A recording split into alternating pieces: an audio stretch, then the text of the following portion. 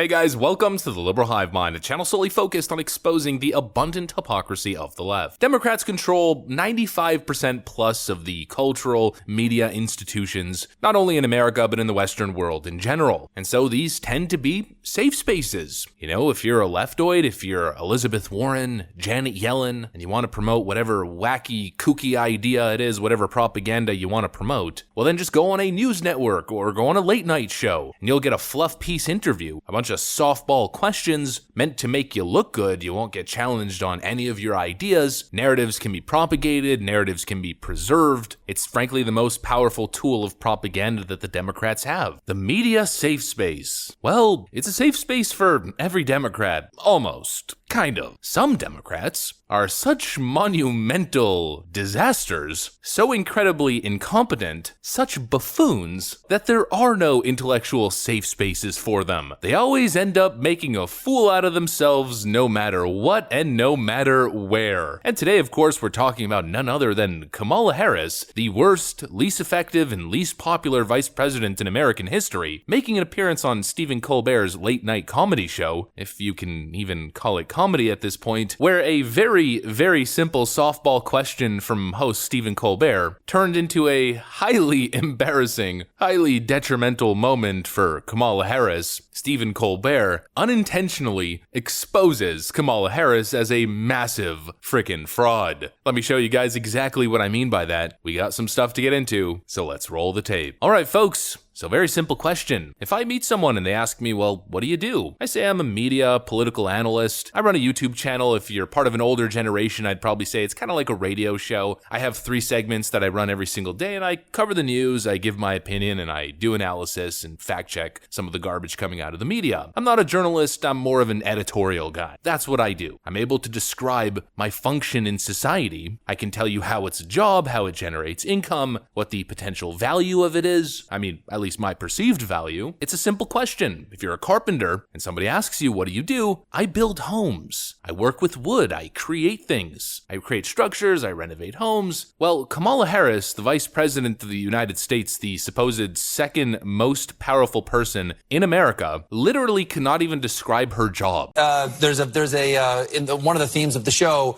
is that her character, Selena Meyer, is frustrated by the sometimes vague duties of the role. Like it's a high constitutional office, but it's not prescribed so much about what you're supposed to be doing. Does that ring true? Like what is the actual role on a daily basis as you have found it? Well, I have the great privilege of serving with Joe Biden, who was president of the United States. Right.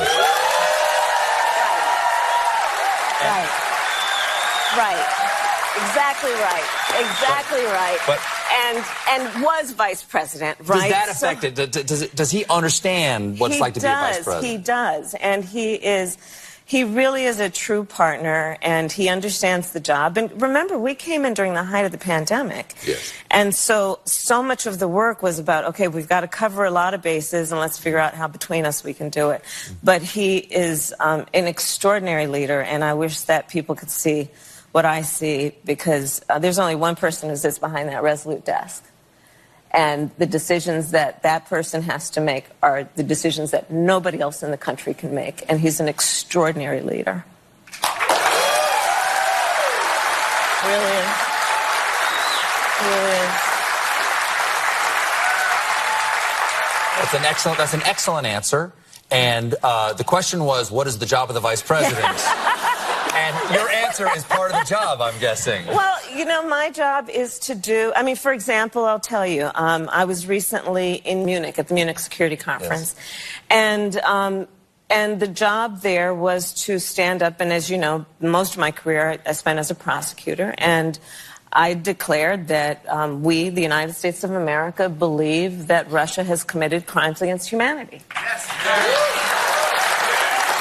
What is the significance? Even known partisan Democrat brown-noser Stephen Colbert was flabbergasted, even challenging her and embarrassing her for her ridiculous, pathetic response. Everything that Kamala Harris does is fake. It's all an act. when she was supposedly the southern border czar. She did her trip to the Northern Triangle and pretended to work, pretended to care, pretended to take a hardline stance, and then immediately disappeared, never to even speak to the president of Guatemala ever again. It's been basically 2 years since. When she did eventually, I guess, answer the question, she cited her most recent trip to Eastern Europe, and of course tried to collect some pandering brownie points, knowing she's in front of a late-night shill crowd. I went to Eastern Europe and condemned Putin for his crimes against humanity.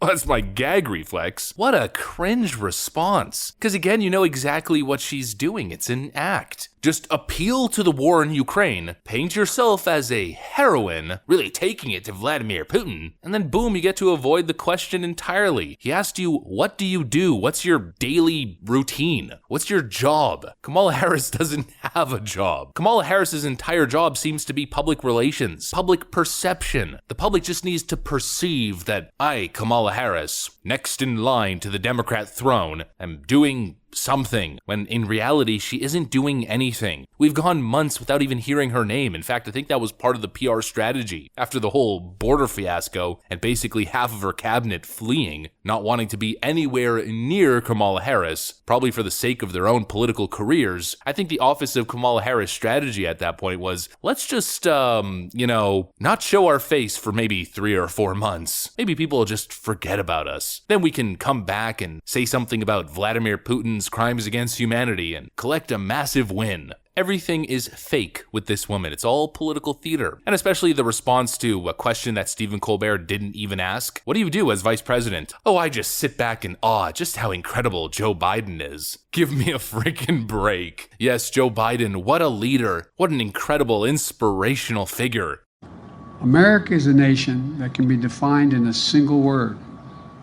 I was going to put I'll lead an effective strategy to mobilize true international effort to pressure. Let me start off with 2 words. Made in America.